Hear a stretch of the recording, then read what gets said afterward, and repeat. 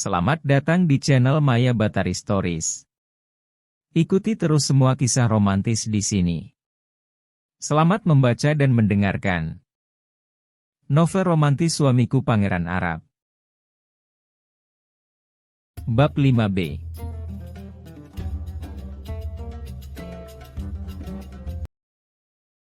Kau siapa? Mana Said? Raini menatap pria asing itu dengan kesal. Dia terbangun dengan kepala diperban. Ia merasa masih sedikit pening, sebelum akhirnya memaksakan diri duduk di pinggir ranjang. Said, apa kau tidak ingat padaku? Tanya Salim yang merasa agak shock melihat kondisi gadis itu. Sepertinya benturan pada kepala membuat Raini kehilangan sebagian ingatan. Salim sampai tidak tahu apa yang harus dilakukan. Raini, kamu sungguh-sungguh tidak ingat aku?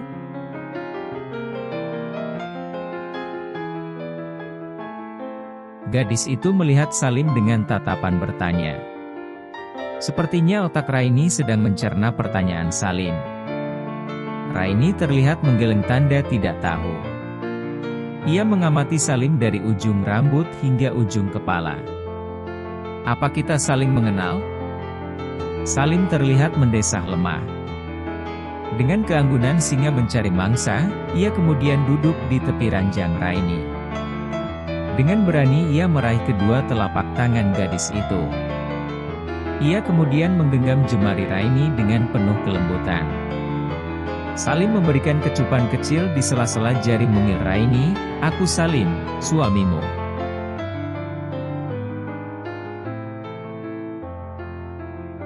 Raini langsung membeku di tempat. Seolah kalimat singkat itu telah mengubah dirinya menjadi patung. Bahkan Raini terlihat tidak peduli pada genggaman tangan Salim. Mata bulat Raini menatap tajam pada sosok di hadapannya, seolah ingin memastikan sesuatu. Kau bohong. Kau pasti sedang membohongiku. Aku sudah bertunangan dengan Said. Jadi mana mungkin aku akan menikah dengan pria yang tidak aku kenal? Sambil bersungut kesal, Raini beringsut menjauh dari Salim. Entah mengapa pria itu justru terlihat menakutkan dan berbahaya.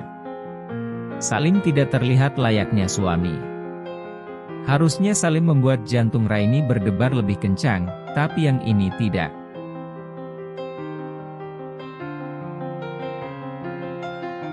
Raini, jangan membuat hatiku hancur. Kita sudah menikah secara sah. Tidak pernah ada Said dalam kehidupan pernikahan kita selama ini. Salim makin melantur. Bagaimanapun Salim telah bertekad akan memiliki gadis itu apapun resikonya. Ia sudah terlanjur jatuh hati begitu dalam kepada Raini. Bahkan jika Emir hendak mengambil gadis itu, maka akan dicarinya 1000 alasan agar Raini tetap di hal lain. Aku tidak percaya. Aku akan mencari tunanganku. Said calon suamiku. Aku tidak mengenalmu, dan aku tidak pernah ingin mengenalmu, teriak Raini. Ia melemparkan bantal di sampingnya ke arah Salim. Pria itu menangkapnya dengan sigap. Jangan mendekatiku, atau kau akan melihatku meloncat dari jendela itu.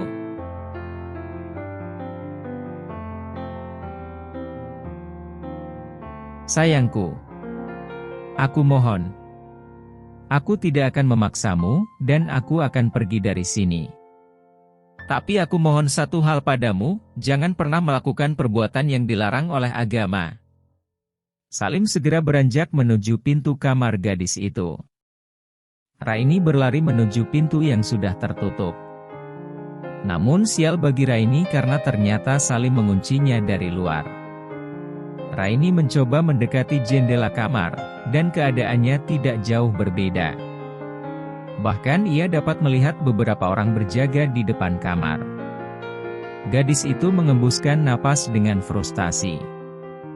Ia kini terkurung, sementara keinginannya untuk mencari Said sangatlah besar. Ia tidak mengenal Salim. Berani sekali pria itu mengaku-ngaku sebagai suaminya. Benak Raini masih terbayang keberangkatannya dengan Said dan Emir, menuju ke Mesir dengan sejuta harapan. Ia tidak pernah menyangka akan berakhir di sebuah tempat yang begitu asing baginya. Terlebih dengan seorang pria yang tidak dikenal, dan mengaku sebagai suaminya.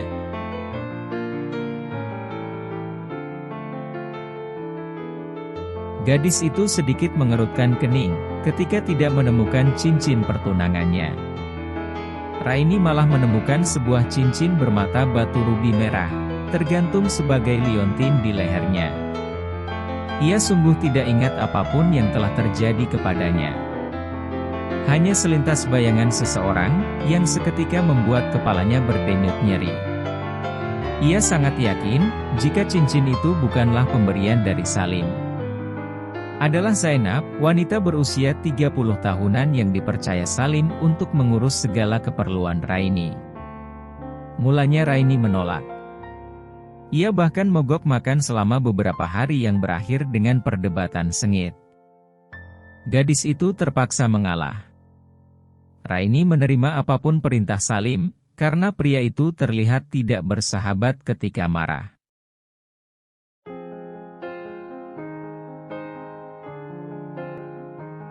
Jangan katakan bahwa kau menyukai permainan itu. Salim melihat Raini sedang memperhatikan para pemuda seumurannya dari balik jendela. Mereka sedang berlatih pedang di halaman istana. Gadis itu hanya melirik sebal. Ia benar-benar tidak ingat, ketika pertama kali bermain pedang dengan Salim. Gadis itu terlihat sangat antusias, seolah baru menemukan sebutir berlian. Salim yang mengingat hal itu hanya tersenyum. Ia tidak ingin menahan Raini di kamar. Tapi melihat kondisi gadis itu, Salim juga tidak bisa melepasnya begitu saja.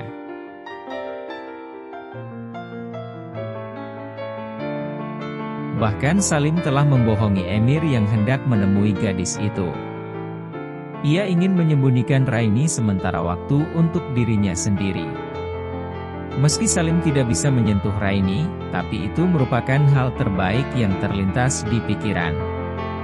Salim menyukai kemarahan Raini dengan segala argumen tidak pentingnya. Salim juga menyukai keberadaan gadis itu di sekitarnya, walau harus membuat cerita dusta. Bagaimana jika kita bertaruh saja, tantang Raini dengan tatapan tajam. Bertaruh? Salim mengerutkan kening. Terlihat masih belum paham dengan pemikiran gadis itu.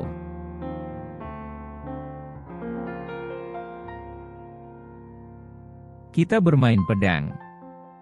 Jika aku bisa mengalahkanmu, maka berjanjilah bahwa kau akan melepaskanku dari tempat ini.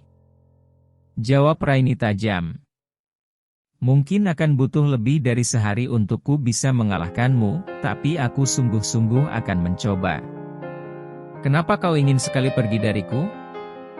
Karena aku yakin masih menjadi tunangan Said. Aku tidak tahu apakah kau benar suamiku atau bukan. Aku hanya ingin mencari keberadaan Said. Setidaknya untuk memastikan saja mengenai kondisi tunanganku.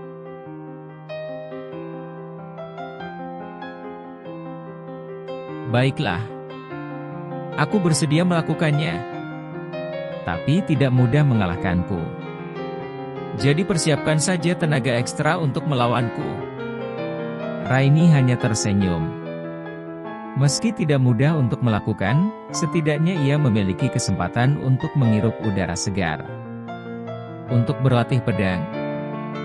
Mungkin ini juga pengalihan dari kebosanan, karena Salim tidak pernah berhenti mengawasi.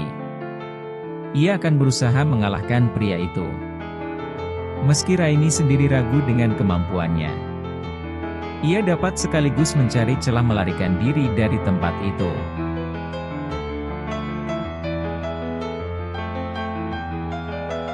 Tapi memang tidak mudah mengalahkan pria yang sudah terlatih seperti Salim.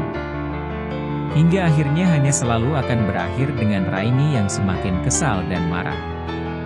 Tidak pernah ada hari tanpa mereka bertengkar berkepanjangan. Pria itu selalu menguntit Raini kemanapun gadis itu pergi. Bahkan Raini dapat pastikan, Zainab pasti telah menyalahartikan kedekatan itu. Yang sesungguhnya amat menyiksa Raini. Sikap Salim demikian posesif.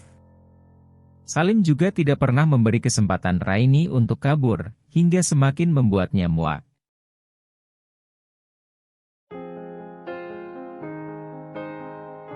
Raini begitu membenci Salim. Rasa rindu kepada Said membuatnya hampir gila. Tapi meski ia telah berusaha selama berbulan-bulan, tetap saja keadaannya masih seperti semula. Salim masih tetap di atas angin, sementara Raini semakin tidak bersemangat. Kau benar-benar tidak waras. Aku tidak mau ikut denganmu untuk berdagang. Lagi pula untuk apa aku harus selalu menyertaimu? Aku bukan siapa-siapamu. Camkan itu baik-baik di otakmu itu, Tuan. Raini berbicara ketus. Salim memaksa Raini untuk ikut menyertai berdagang ke Kairo.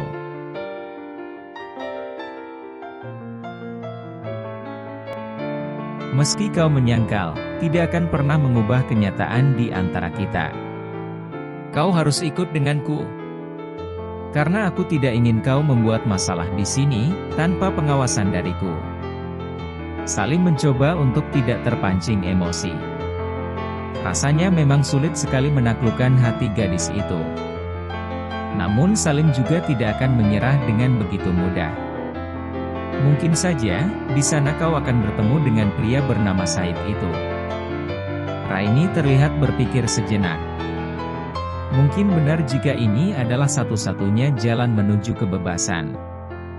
Raini memutuskan untuk mengikuti, kemanapun kabilah Salim akan keluar dari Halaen. Meski untuk itu, ia harus berlatih pedang setiap hari. Bertengkar tiada akhir seperti biasa juga akan ia lakukan. Yang penting bagi Raini, ia tak akan terkurung selamanya di Halaen.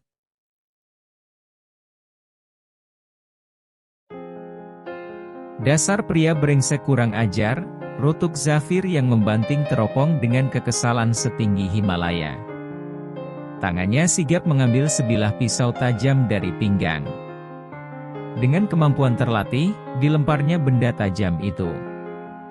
Pisau itu tepat mengenai sebuah batang pohon di tepi wadi. Kau akan segera merasakan akibatnya, karena tidak mempedulikan tanda kepemilikanku di tubuh Raini.